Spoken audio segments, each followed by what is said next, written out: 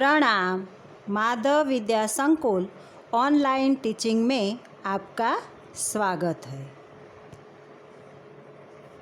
मित्रों, कक्षा 5 हिंदी पुनरावर्तन 1 इकाई 1 से 4 का आज हम अभ्यास करेंगे। पुनरावर्तन में प्रश्न 1 और 2 साथ में है। लिखा है प्रश्न 1 एंड 2, निम्नलिखित संख्या के शब्दों को ढूंढकर नीचे क्रम में लिखिए। यहाँ कोष्टक में अंक दिए हैं, अंक नीचे कोष्टक में शब्द दिए हैं।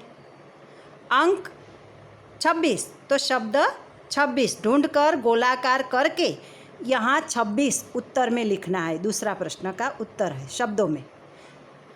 25 ढूंढकर गोलाकार करके 25। 45 कोष्टक में 45। अब शब्द में लिखना है 45। अंक है 22, शब्द है 22, लिखना है। अंक है 23, शब्द है 23, यहाँ लिखना है। अंक है 36, शब्द है 36, इस तरह। 44 अंक और शब्द 44। अंक है 46, शब्द ढूंढना है 46, लिखना है। 31 अंक, यहाँ शब्द लिखना है। 30 अंक और शब्द।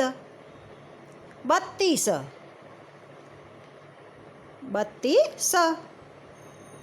शब्दों में लिखना है।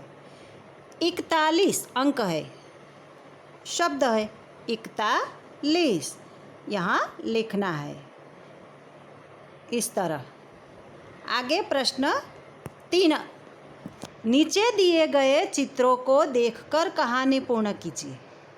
यहाँ चित्र है, चित्रों को देखकर वर्णन करना है, कहानी बनाना है। 2 बिल्लियाँ रोटी के लिए झगड़ रही है। कहानी का शीर्षक है बंदर बांट। बंदर आता है, रोटी बांटता है और सारी रोटी खा जाता है। इसका वर्णन करना है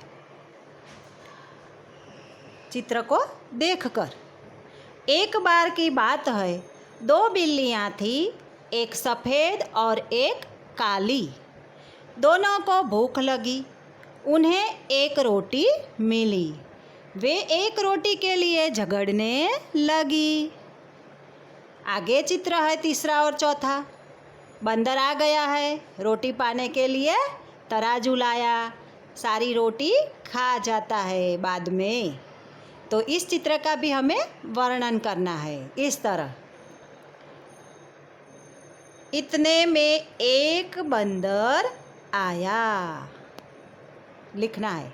वह तराजू लाया, उसने रोटी के 2 टुकड़े किए, उसने टुकड़े तराजू में रख दिए। तराजू का एक पलड़ा भारी था तो दूसरा हल्का। आगे चित्र है 5वां और 6। बंदर तोलता जाता है और रोटी खाता जाता है। आगे का चित्र है, सारी रोटी बंदर खाकर भाग जाता है। दोनों बिल्लियाँ देखती रह जाती है। इसका भी वर्णन करना है। बंदर ने भारी पलड़े में से थोड़ा सा टुकड़ा तोड़कर खा लिया। इस तरह उसने सारी रोटी खा ली। दोनों बिल्लियों को बहुत पछतावा हुआ। ठीक है। आगे सही विकल्प चुनकर बंदर बांट कहानी बनाइए। अब रिक्त स्थान, खाली जगह दी है, इसमें ऊपर दिए गए ये शब्द है, ये खाली जगह में रखना है और सही कहानी बनानी है शब्दों को रखकर। यहाँ शब्द रखना है। एक बार की बात है, 2 बिल्लियाँ थी, एक सफ़ेद और एक काली, इस तरह शब्द रखना है। दोनों को भूख लगी। उन्हें एक रोटी मिली। वे एक रोटी के लिए झगड़ने लगी। इतने में एक बंदर आया। वह तराजू लाया। उसने रोटी के 2 टुकड़े किए। उसने टुकड़े तराजू में रख दिए। तराजू का एक पलड़ा भारी था तो दूसरा हल्का। उसने भारी पलड़े में से थोड़ा सा टुकड़ा तोड़कर खा लिया। इस तरह उसने सारी रोटी खा ली। दोनों बिल्लियों को बहुत पछतावा हुआ। आगे प्रश्न है, मेरी पाठशाला। आगे का प्रश्न है मेरी पाठशाला। तो पाठशाला के बारे में हमें लिखना है। मेरी पाठशाला। मेरी पाठशाला बहुत अच्छी है। इसका नाम माधव विद्यालय है।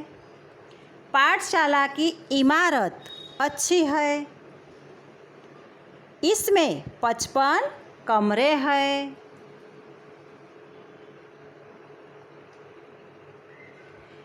एक प्रार्थना खंड मतलब सभा भवन भी कहते हैं। एक प्रार्थना खंड भी है। पुस्तकालय, कंप्यूटर, संगीत के अलग अलग कमरे हैं। कार्यालय की सुविधा बहुत सुंदर है। कार्यालय मतलब ऑफिस। हर एक कमरे में प्रोजेक्ट की सुविधा भी है। हर एक विद्यार्थी अपनी ही जगह पर बैठकर प्रोजेक्ट पर अभ्यास कर सकता है। अच्छी सुविधा है। मतलब पाठशाला में जूनियर से लेकर 12वीं कक्षा तक की पढ़ाई होती है। पाठशाला का समय दोपहर 12 बजे से शाम 5 बजे तक का है। सभी अध्यापक और प्राध्यापक अच्छे स्वभाव के हैं। अध्यापक पूरी लगन से हमें पढ़ाते हैं। खेलकूद में भी मेरी पाठशाला का नाम प्रसिद्ध है। पाठशाला के सामने खेलकूद का बड़ा मैदान है। इसमें सुबह शाम विद्यार्थी तरह तरह के खेल खेलते हैं। मेरी पाठशाला में सभी प्रकार की अच्छी सुविधाएं हैं।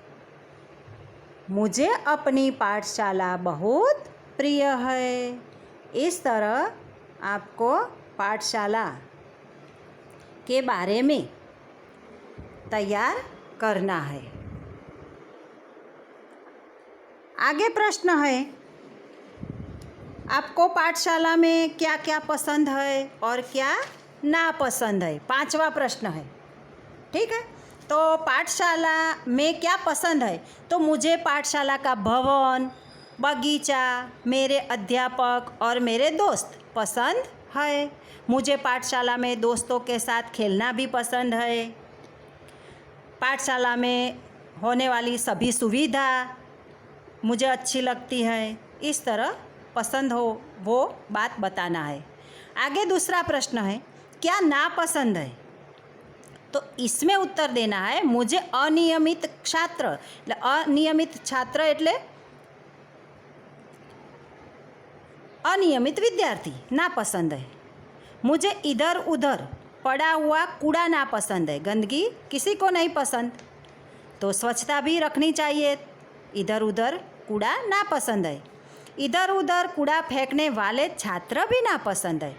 हमारे मित्र में कोई इधर उधर कूड़ा फेंकते हैं तो हमें कहना है कि इस तरह का कार्य नहीं करना चाहिए। कूड़ा कूड़ेदान में ही डालना चाहिए।